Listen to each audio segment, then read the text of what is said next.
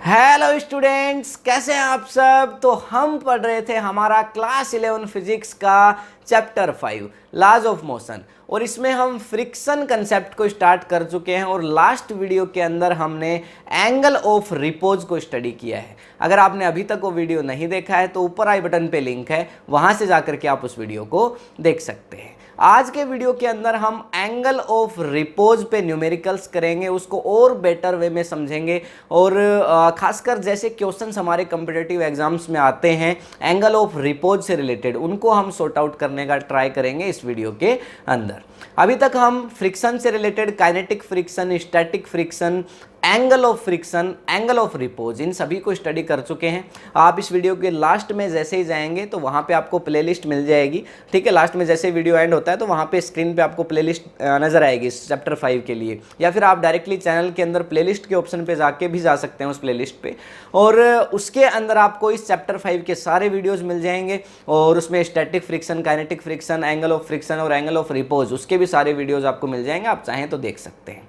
अब हम कंटिन्यू करते हैं। बेसिकली पिछले वीडियो में हम एंगल ऑफ रिपोज को स्टडी कर चुके हैं। अगर आपने अभी तक वो वीडियो नहीं देखा है तो आप ज़रूर देख लीजिए, क्योंकि यहाँ पे ये वीडियो कंप्लीटली उस वीडियो पे बेस है। यहाँ पे केवल हम क्वेश्चंस करने वाले हैं, कंसेप्ट लास्ट वीडियो में था। तो देखिए यहाँ पे हमारा क्वेश्चन क्या कहता है, if a M mass object, हमारे पास एक ऑब्जेक्ट है और जिसका मास क्या है एम, जैसा कि आप यहाँ पे देख सकते हैं। Object is placed on an inclined surface, तो इंक्लाइंड सरफेस पे इसको रखा गया है with N angle of 53 degree. ये एंगल कितना है, ये एंगल हमें बोल रहा है कि कितना है 53 डिग्री। उसके बाद बोल रहा है फाइंड ऑब्जेक्ट इज रेस्ट और motion, find object is in rest और मोशन। तो ऑब्जेक्ट रेस्ट में है कि मोशन में है, इसको हमें फाइंड आउट करना है। If object is in motion, अगर ऑब्जेक्ट मोशन में है then what will be friction. अगर ऑब्जेक्ट रेस्ट में है तो आपको फ्रिक्शन फाइंड आउट नहीं करना। रेस्ट में जब ऑब्जेक्ट होता है तो स्टैटिक फ्रिक्शन होता है, आपको पता ही है। हाँ, ऑब्जेक्ट मोशन में आ जाता है तो फिर काइनेटिक फ्रिक्शन होता है, वो हमें फाइंड आउट करना है। एंड एक्सलेशन, और एक्सलेशन और फाइंड आउट करना है। सबसे पहले मैं आपको एंगल ऑफ रिपोज का थोड़ा सा एक प्लेबैक दे देता हूँ कि भाई लास्ट वीडियो में हमने क्या पढ़ा था। तो जैसे कि हमारे पास कोई भी एक इंक्लाइंड सरफेस है, आपने इस पर एक ऑब्जेक्ट रखा हुआ है, ये रेस्ट में है, ये गिर नहीं रहा है। अभी तक इस पर कौन सा फ्रिक्शन काम कर रहा है बताओ। जब तक ऑब्जेक्ट रेस्ट में है तो कौन सा फ्रिक्शन है, स्टैटिक फ्रिक्शन। आप एंगल को बढ़ाते जा रहे हैं, बढ़ाते जा रहे हैं, ऑब्जेक्ट जस्ट गिरने वाला है, ऑब्जेक्ट अभी तक गिरा नहीं है, ऑब्जेक्ट जस्ट गिरने वाला। आपने अगर थोड़ा सा एंगल और बढ़ाया ना, ऑब्जेक्ट गिर जाएगा। इस टाइम जो फ्रिक्शन काम कर रहा है वो कौन सा है, लिमिटिंग फ्रिक्शन, जो मैक्सिमम स्टैटिक फ्रिक्शन भी जिसको आप बोलते हैं, है ना, कि भाई मैक्सिमम वैल्यू फ्रिक्शन की ये है। थोड़ा सा आप एंगल को बढ़ाएंगे तो गिर जाएगा, और ये एंगल है वो क्या है, एंगल ऑफ रिपोज है। और जैसे आपने थोड़ा सा एंगल और बढ़ाया, अब ऑब्जेक्ट गिरने लगा, अब ऑब्जेक्ट किस में आ गया, मोशन में आ गया। तो अब कौन सा फ्रिक्शन काम कर रहा है, काइनेटिक फ्रिक्शन। बेसिकली जैसे ही आपने ये एंगल को और बढ़ाया ना, इस डायरेक्शन में जो फोर्स लग रहा है वो इतना हो गया कि उसने मैक्सिमम लिमिटिंग फ्रिक्शन, यानी मैक्सिमम लिमिटिंग नहीं, मैक्सिमम स्टैटिक फ्रिक्शन, जिसको आप लिमिटिंग फ्रिक्शन बोल सकते हैं, उसकी वैल्यू क्रॉस हो चुकी है। तो ये बेसिकली छोटा सा कंसेप्ट था जो कि हमने पढ़ लिया लास्ट वीडियो के अंदर कि भाई एंगल ऑफ रिपोज क्या है। और अब यहाँ पे सबसे पहले आपको ये देखना है कि भाई एंगल ऑफ रिपोज कितना है, वो क्वेश्चन में दिया नहीं है, आपके पास क्वेश्चन में नहीं दिया है। हाँ, आपके पास देखो कॉन्फिशिएंट की वैल्यू दे रखी है, कॉन्फिशिएंट ऑफ फ्रिक्शन। अब कॉन्फिशिएंट ऑफ स्टैटिक फ्रिक्शन और कॉन्फिशिएंट ऑफ काइनेटिक फ्रिक्शन, ये दोनों अलग अलग होते हैं, पर क्वेश्चन में हमें एक ही दिया है तो हम दोनों को सेम मान के चलेंगे। अच्छा, एंगल ऑफ रिपोज का फॉर्मूला पिछले वीडियो में हमने ड्राइव किया था, वो फॉर्मूला क्या होता है, tan theta R. Tan theta R, theta R मतलब एंगल ऑफ रिपोज, ये बराबर होता है हमारा किसके, म्यू के। और म्यू क्या है, कॉन्फिशिएंट ऑफ फ्रिक्शनल फोर्स, यही है कॉन्फिशिएंट ऑफ फ्रिक्शन। अच्छा, तो यहाँ पे थीटा आर हमें फाइंड आउट करना है, म्यू की वैल्यू क्वेश्चन में आपको दे रखी है।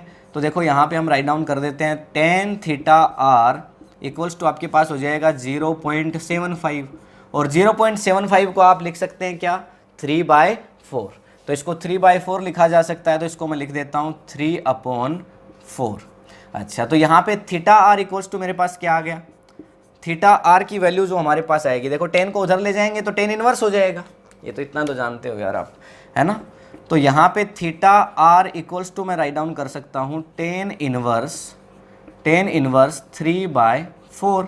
अच्छा, यहाँ पे 10 के अंदर 3/4 किसकी वैल्यू है, ये हमें फाइंड आउट करना है। फेमस सा ट्रायंगल है हमारा, याद करिए उस ट्रायंगल को। वो ट्रायंगल हमारा देखो यहाँ पे ड्रा कर देता हूँ, तो सिंपली हमारे पास यहाँ पे देखो 3/4, आपको ये फॉर्मूला तो पता ही होगा, LAL/K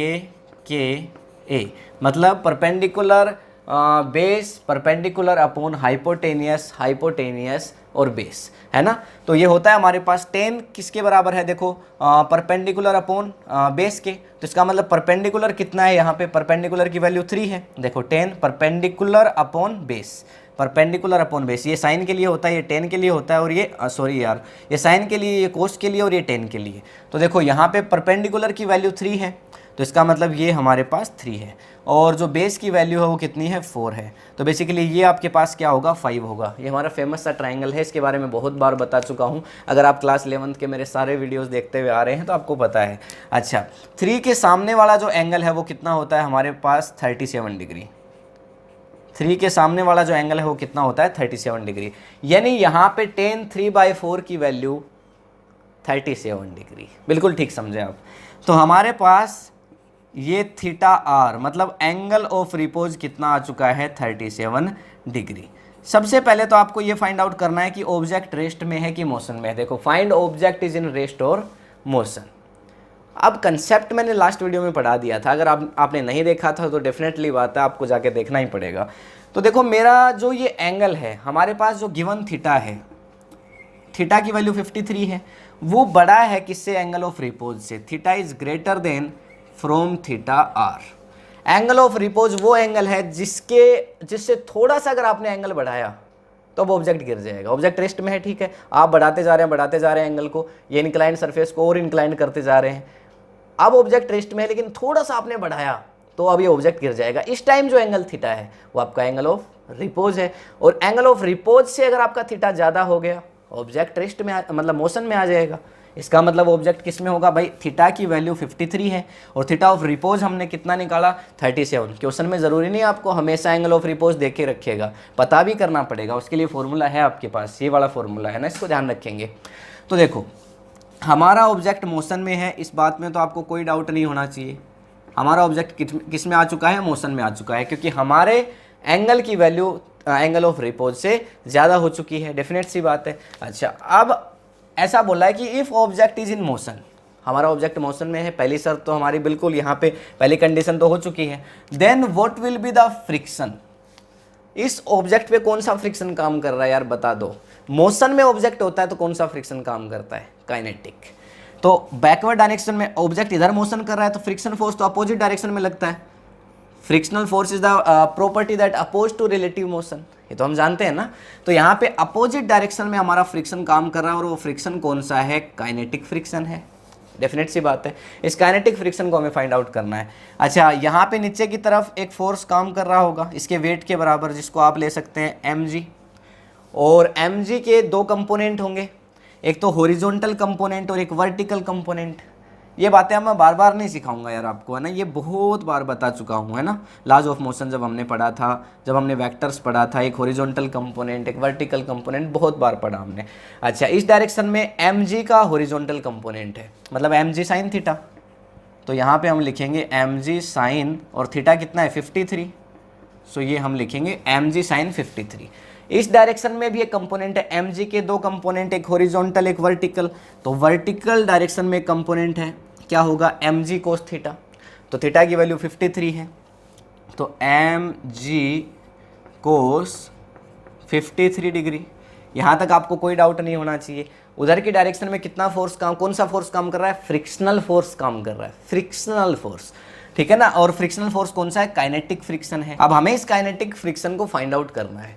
तो काइनेटिक फ्रिक्शन का फॉर्मूला मुझे बता दो फटाफट कमेंट में राइट डाउन करके कि भाई काइनेटिक फ्रिक्शन का, आप यहाँ तक स्क्रीनशॉट लेना चाहो ले सकते हो एक बार, है ना। तो काइनेटिक फ्रिक्शन का फॉर्मूला देखो क्या होता है, काइनेटिक फ्रिक्शन मतलब एफ के काइनेटिक फ्रिक्शन। तो काइनेटिक फ्रिक्शन का जो फॉर्मूला होता है वो क्या होता है आपके पास, वो होता है म्यू के और इनटू में होता है एन।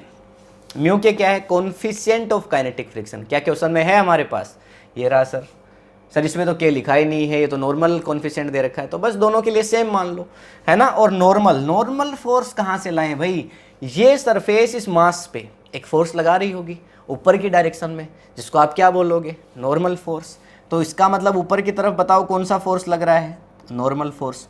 अब बताओ ये ऑब्जेक्ट मोशन किधर कर रहा है, क्या ये ऑब्जेक्ट ऊपर मोशन कर रहा है ना, क्या ये ऑब्जेक्ट नीचे मोशन कर रहा है, नहीं, तो फिर कहाँ कर रहा है, ऑब्जेक्ट इधर मोशन कर रहा है, नीचे की तरफ स्लाइड कर रहा है। तो इसका मतलब इक्विलिब्रियम कंडीशन है, ना ऑब्जेक्ट ऊपर जा रहा है ना ऑब्जेक्ट नीचे जा रहा है। तो इसका ये कब पॉसिबल है भाई, ऑब्जेक्ट मैं ऊपर से भी खींच रहा हूँ नीचे से भी, लेकिन ना ऑब्जेक्ट ऊपर जा रहा है ना नीचे जा रहा है, ये कब पॉसिबल है, जब ऊपर की डायरेक्शन का फोर्स और नीचे की डायरेक्शन का फोर्स दोनों एक दूसरे के इक्वल हों। सीधी सी बात है। तो इसका मतलब हमारा नॉर्मल फोर्स mg cos 53 के बराबर है, बिल्कुल ठीक समझा आपने। तो यहाँ पे हमारा म्यू के की वैल्यू तो क्वेश्चन में है 0.75, तो यहाँ पे हम राइट डाउन कर देते हैं 0.75 और mg cos 53 degree, mg cos 53 degree, बिल्कुल गलत तो नहीं लिखा। ये हमारे पास क्या आ चुका है, ये हमारे पास आ चुका है इसकी वैल्यू। अब भाई cos 53 की वैल्यू तो आप निकाल ही लोगे ना यहाँ से। अच्छा 0.75 इंटू mg, मास अगर यहाँ पे हमें दिया होता, मान लो 5 kg दिया होता, मैं यहाँ पे 5 kg रख देता। ग्रेविटेशन की वैल्यू 9.8 मीटर पर सेकेंड स्क्वायर, कई बार 10 भी ले लेते हैं, उसको यहाँ पे रख देते हैं। और cos 53 की वैल्यू कैसे निकालें सर cos 53, अरे यार ये फेमस सा ट्राइंगल है, इसमें अगर ये एंगल 37 है तो इसमें ये एंगल कितना होगा, 53 होगा। ये बात समझ में आ रही है कि नहीं आ रही। अच्छा cos का फॉर्मूला देखो, बेस अपॉन में हाइपोटेनियस, बेस देखो क्या है 4, हाइपोटेनियस क्या है देखो 5, तो 4/5।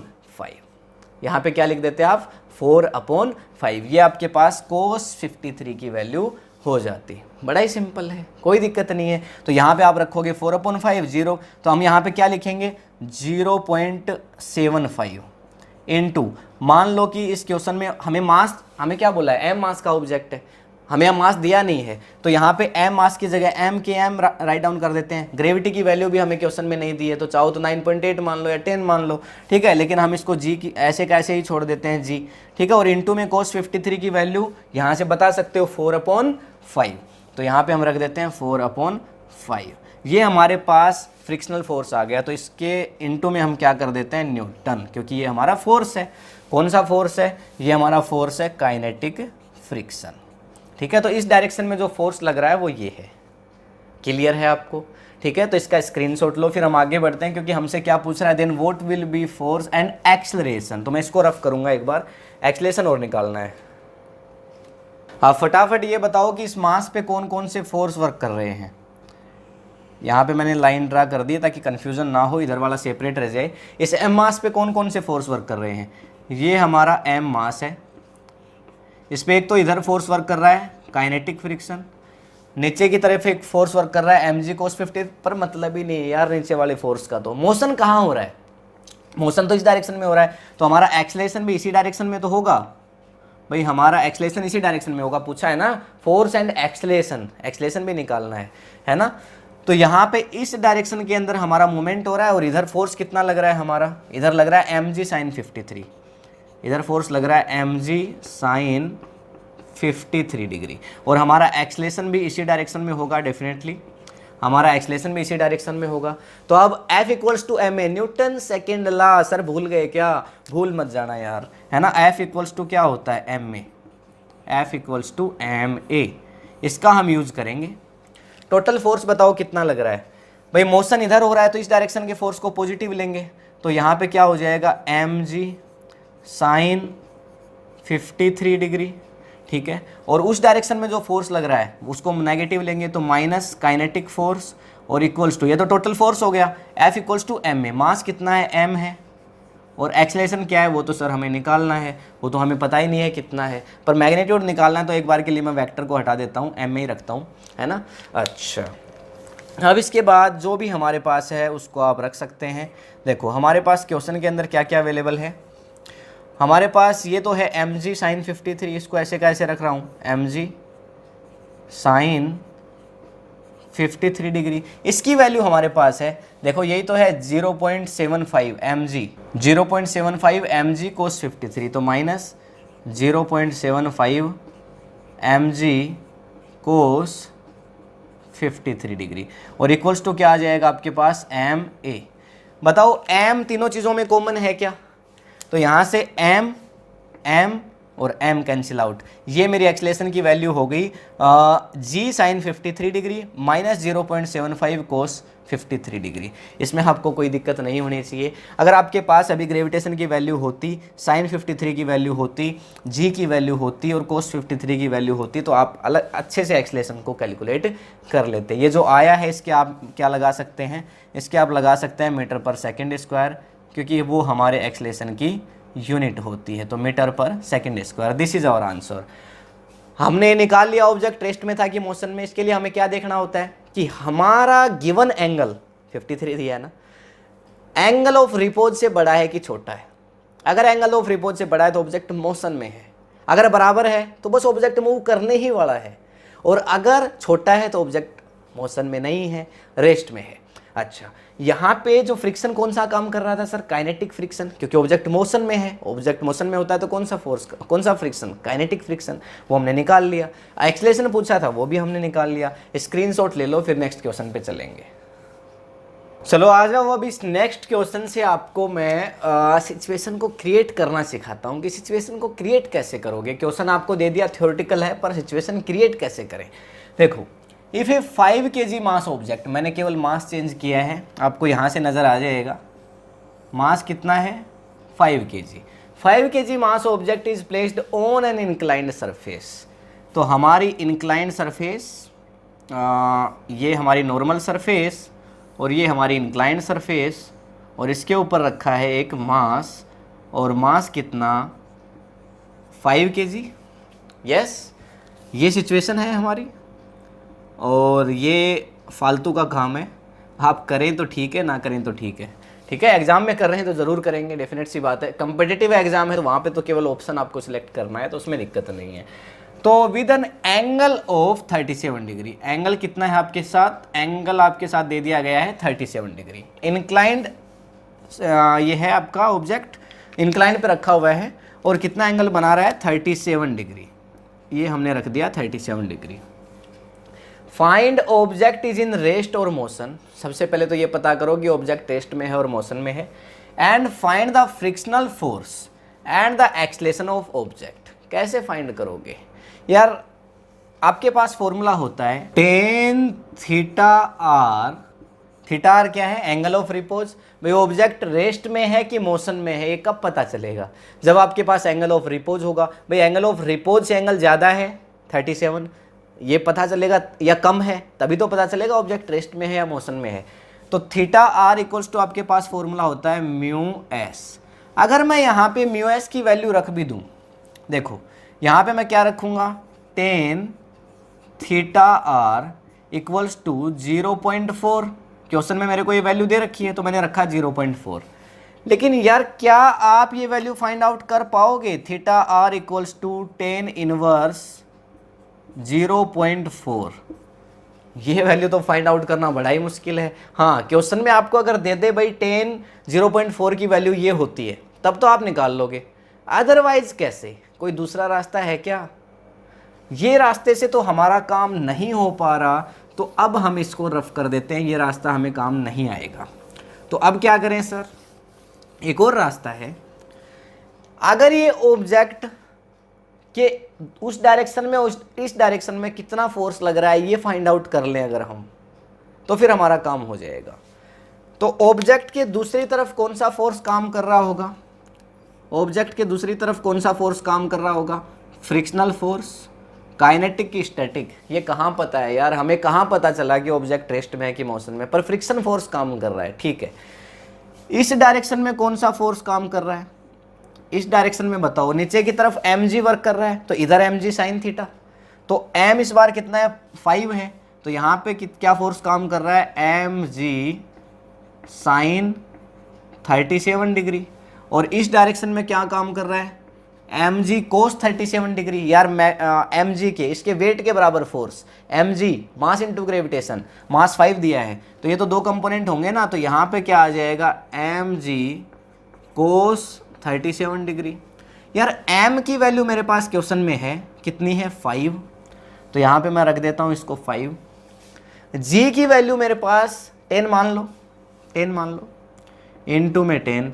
अब क्या करोगे सर, साइन 37। यार ये तो फिर से वही ट्राइंगल आ गया हमारा फेमस वाला, है ना। देखो ये हमारा वही तो ट्राइंगल है जिसमें हमारा एक एंगल 37 है, ये वाला एंगल 37, और 37 के सामने वाला हमेशा कितना होता है, 37 के सामने वाला हमेशा 3 होता है, और यहाँ पे 5 होता है, और यहाँ पे 4 होता है। साइन 37 की बात हो रही है, और साइन के लिए क्या लिखेंगे भाई, यहाँ पे परपेंडिकुलर LAL बटे KKA ये रख दो। अरे लंबकरण होता है यार, ये पिछले क्वेश्चन में मैंने यार हिंदी मीडियम की तरह बता दिया आपको। देखो इसको हटाओ, यहाँ पे perpendicular base perpendicular upon hypotenuse, और यहाँ पे क्या हो जाता है आपके पास KKA मतलब बेस HHB, यही तो होगा, perpendicular base perpendicular upon hypotenuse base, ऐसा तो होता है यार, पढ़ा होगा आपने। तो इसमें साइन किसके बराबर होता है, परपेंडिकुलर अपॉन हाइपोटेनियस, परपेंडिकुलर आपका 3 है, हाइपोटेनियस आपका 5 है, तो 3/5, मतलब साइन 37 की वैल्यू क्या है, 3/5। क्या आपको इस बात से कोई दिक्कत है, नहीं होनी चाहिए, है ना। तो देखो 3/5, तो क्या यहाँ से आपका फोर्स निकल आया भाई, 5 से 5 कैंसिल आउट हो गया, 10 × 3 कितना हो गया आपके पास, 30 हो गया भाई, 5 से 5 कैंसिल आउट हो गया, और 10 × 3 कितना हो गया आपके पास, 30 हो गया। मतलब यहाँ पे जो फोर्स वर्क कर रहा है ना, वो कितना कर रहा है सर, 30 न्यूटन। यहाँ पे जो फोर्स, ये किससे निकाला मैंने, ये मैंने निकाला mg sin 37 से, इससे निकाला, इससे मेरे पास वैल्यू आई 30 न्यूटन। उस डायरेक्शन में कौन सा फ्रिक्शन काम कर रहा है ये तो हमें नहीं पता, पर एक बात बताओ यार कि ऑब्जेक्ट मूव कब करता है, जब वो लिमिटिंग फ्रिक्शन की वैल्यू क्रॉस कर दे। भाई ये मेरा एक ढलान है जिसपे एक ऑब्जेक्ट रखा हुआ है, इंक्लाइंड प्लेन है, ये कब नीचे जाएगा, जब इधर से जो अपोजिट डायरेक्शन में जो फ्रिक्शन फोर्स लग रहा है ना, मैक्सिमम वैल्यू पार हो जाए। और मैक्सिमम स्टैटिक फ्रिक्शन, जब तक ऑब्जेक्ट रेस्ट में रहता है, कौन सा friction, static friction. Maximum static friction को लिमिटिंग फ्रिक्शन बोलते हैं। अरे यार बहुत बढ़िया। तो यहाँ पे इधर जो हमारा फ्रिक्शन काम कर रहा है वो कौन सा कर रहा है, लिमिटिंग फ्रिक्शन काम कर रहा है। लिमिटिंग फ्रिक्शन का फॉर्मूला तो हमें आता है, पिछले वीडियो में बता चुका हूँ, लिमिटिंग फ्रिक्शन। तो यहाँ पे लिमिटिंग फ्रिक्शन हमारे पास होता है म्यू, और म्यू के साथ कौन सा, अरे स्टैटिक फ्रिक्शन है ना, मैक्सिमम स्टैटिक फ्रिक्शन ही तो है एक तरह से, ये लिमिटिंग फ्रिक्शन या मैक्सिमम स्टैटिक फ्रिक्शन एक ही बात है। अच्छा, म्यू एस इंटू में एन, एन मतलब नॉर्मल फोर्स ऊपर की तरफ, और एन किसके बराबर है, ये इसके बराबर है, क्योंकि ऑब्जेक्ट ना ऊपर जा रहा है ना नीचे जा रहा है, ऑब्जेक्ट का मूवमेंट तो ऐसे है, तो इक्विलिब्रियम कंडीशन है। अच्छा, तो नॉर्मल फोर्स, ये नॉर्मल फोर्स कितना है आपके पास आ गया, तो म्यू एस की वैल्यू तो क्वेश्चन में गिवन है 0.4 रख दो, इनटू में एन नॉर्मल फोर्स, ये नॉर्मल फोर्स mg cos 37। अच्छा, मास तो 5 क्वेश्चन में दिया हुआ है, g की वैल्यू 10 मान लेते हैं, और cos 37, अरे वाह भाई यही ट्राइंगल की बात हो रही है। देखो cos 37 यार, cos कहाँ गया, perpendicular base perpendicular upon hypotenuse base, मतलब बेस अपॉन हाइट, बेस कितना है 4, हाइपोटेनियस यार बेस अपॉन हाइपोटेनियस 4/5, ठीक है 4/5, तो यहाँ पे रख देते हैं 4/5। तो यहाँ पे 5 से 5 कैंसिल आउट हो जाएगा, और आपके पास यहाँ पे चलो कर ही देते हैं, मज़ा आ जाएगा ना। देखो ये आपका लिमिटिंग फ्रिक्शन कितना हो जाएगा, 5 से 5 कैंसिल आउट, तो 10 × 4 मतलब कितना हो गया 40। इस पॉइंट को हटा के मैं नीचे 10 रख देता हूँ, है ना, तो बढ़िया मज़ा आ जाएगा। 10 से 10 कैंसिल आउट, अब 4 से 4 को मल्टीप्लाई करो 16 न्यूटन। जो मेरा लिमिटिंग फ्रिक्शन है ना वो कितना है 16 न्यूटन। मतलब अगर इधर से 16 न्यूटन फोर्स लग रहा हो ना, तो ऑब्जेक्ट रेस्ट में हिलेगा नहीं, क्योंकि इधर कितना फोर्स काम कर रहा है, पहले से 16 न्यूटन काम कर रहा है। यार मैंने कैलकुलेशन में अगर कोई मिस्टेक करी हो ना तो आप देख लेना, ठीक है, क्योंकि अभी मेंटली प्रिपेयर, मैंने आपको कल वीडियो के अंदर बताया था ना कि बस वही सिचुएशन है, तो बेसिकली हो सकता है कुछ मिस्टेक हो गई हो। देखो 16 न्यूटन उधर फोर्स काम कर रहा है, पर जहाँ तक है ठीक है, तो 16 न्यूटन उधर काम कर रहा है, तो भाई सरफेस पे 16 न्यूटन तक इधर लग जाए तो ठीक है, पर यहाँ तो 30 न्यूटन लग रहा है, तो मतलब ऑब्जेक्ट खिंचाएगा, सीधी सी बात है। ऑब्जेक्ट मोशन में है। ऑब्जेक्ट किस में है यार, मोशन कहाँ गया, ऑब्जेक्ट मोशन में है। ऑब्जेक्ट आपका मोशन में है, कंफर्म। ऑब्जेक्ट किस में है, मोशन में है। ऑब्जेक्ट मोशन में है, ऑब्जेक्ट मूवमेंट करेगा। तो अब मुझे पता है कि इधर कौन सा फ्रिक्शन काम करेगा, अब मुझे पता है कि इधर काइनेटिक फ्रिक्शन काम करेगा। जैसे ही ऑब्जेक्ट मोशन में आता है, फ्रिक्शन कौन सा हो जाता है, काइनेटिक फ्रिक्शन हो जाता है। अब मुझे बोल रहा है कि फ्रिक्शन फाइंड आउट करो, अब कर देते हैं फ्रिक्शन को फाइंड आउट। ये लो आप, काइनेटिक फ्रिक्शन का फॉर्मूला, काइनेटिक फ्रिक्शन का फॉर्मूला मेरे पास होता है म्यू के और इनटू में एन। म्यू के की वैल्यू 0.3, क्वेश्चन में है ना, म्यू के की वैल्यू 0.3, और यहाँ पे ये आ जाएगा आपके पास 5g। ये क्या है यार, normal force, 5g cos theta मतलब mg कोस 37। तो यहाँ पे m की वैल्यू कितनी है आपके पास 5 इंटू जी की वैल्यू, अरे सेम इसी को उठा के रख दो यार, इंटू में 10 और इंटू में 4/5। इसी के लिए तो रखा था नॉर्मल फोर्स यार, नॉर्मल फोर्स ये है, यहाँ पे कर देता हूँ, नॉर्मल फोर्स इसके बराबर है।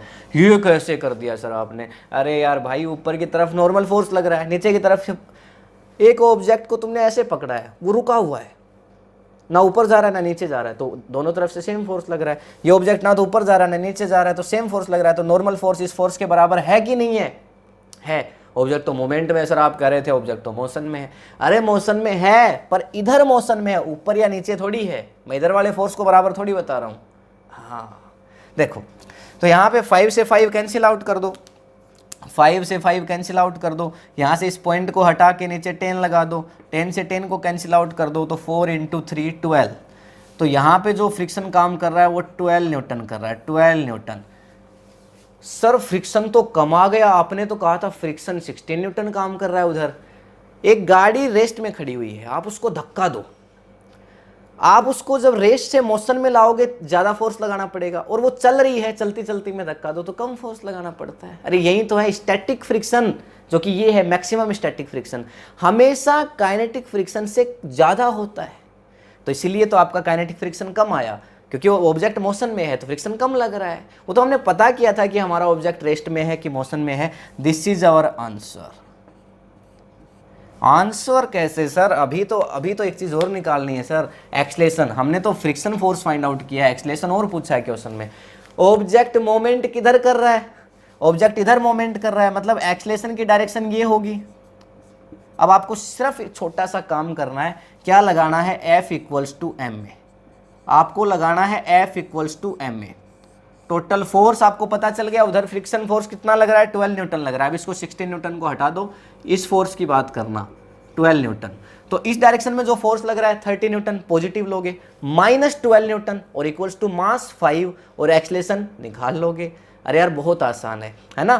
क्या करोगे, देखो मैं आपको थोड़ा सा साइड में करके बता देता हूँ। F equals to M A का यूज करना है, टोटल फोर्स इस पे कितना लग रहा है इस डायरेक्शन में, इधर मोमेंट है तो ये 30 पॉजिटिव आएगा, तो 30, उधर वाला 12 नेगेटिव आएगा, तो 30 माइनस 12, है ना। अगर वीडियो समझ में नहीं आ रहा है तो दोबारा इसको एक बार देख लेना, है ना। तो 30 माइनस 12, तो यहाँ पे हम क्या करेंगे, 30 माइनस 12, सीधी सी बात है, 30 minus 12 equals to M a, mass कितना है 5, इक्वल्स टू 5 और एक्सलेशन है a।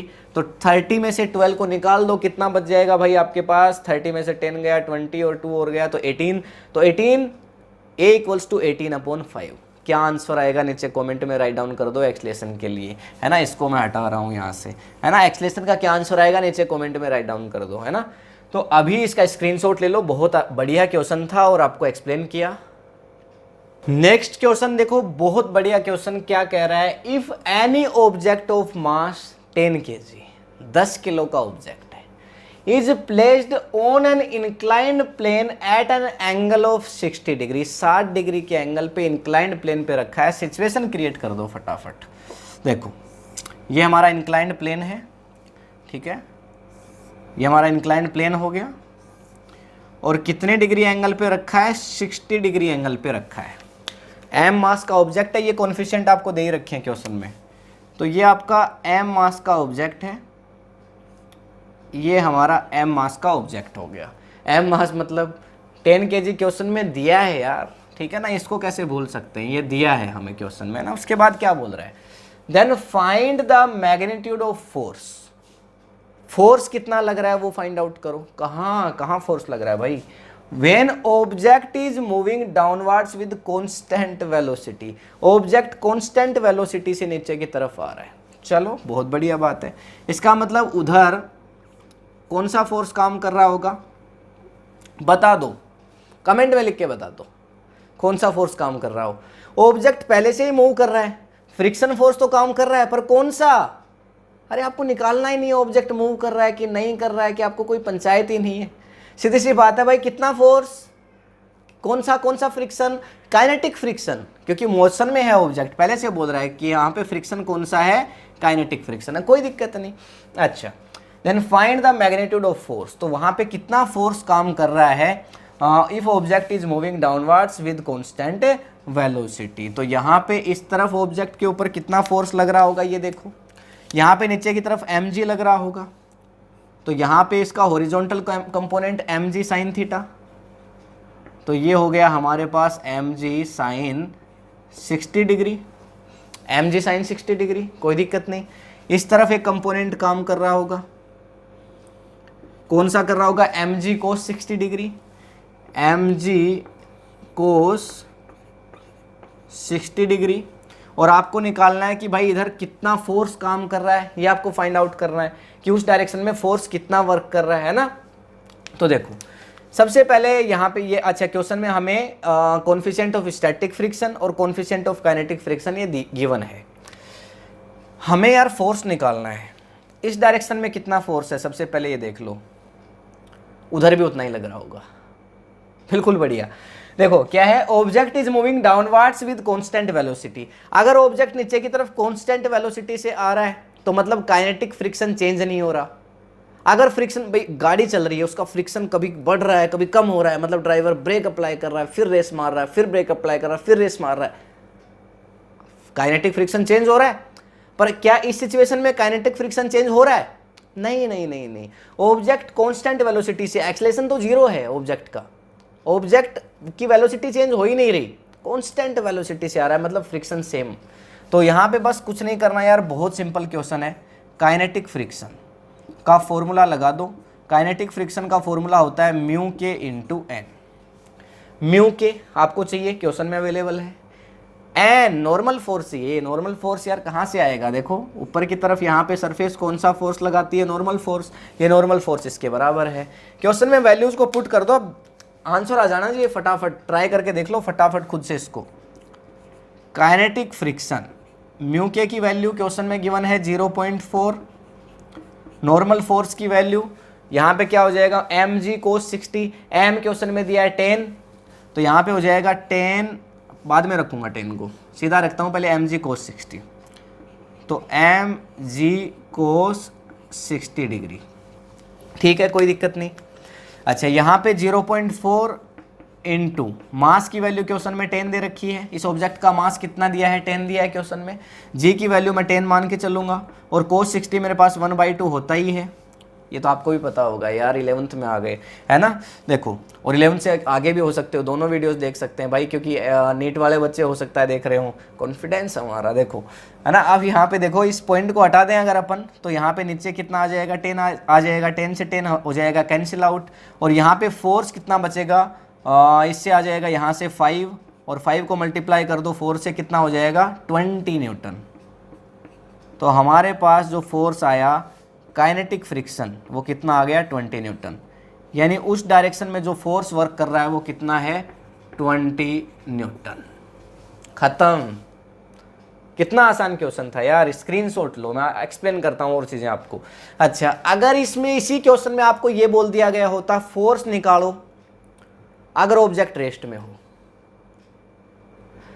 यहां तक क्वेश्चन सेम था, अगर यहां पे लिख देता कि अगर ऑब्जेक्ट आपका रेस्ट में हो तो फोर्स निकालो, क्या करते आप, ऑब्जेक्ट जब तक रेस्ट में रहता है ना स्टैटिक फ्रिक्शन काम करता है, लेकिन अब स्टैटिक फ्रिक्शन कितना है सर, कम भी हो सकता है ज़्यादा भी हो सकता है, ना ना ना ना ना, maximum static friction. Object rest में कब तक रहेगा? जब तक उस पर मैक्सिमम स्टैटिक फ्रिक्शन, और वो फ्रिक्शन लिमिटिंग फ्रिक्शन के बराबर होता है।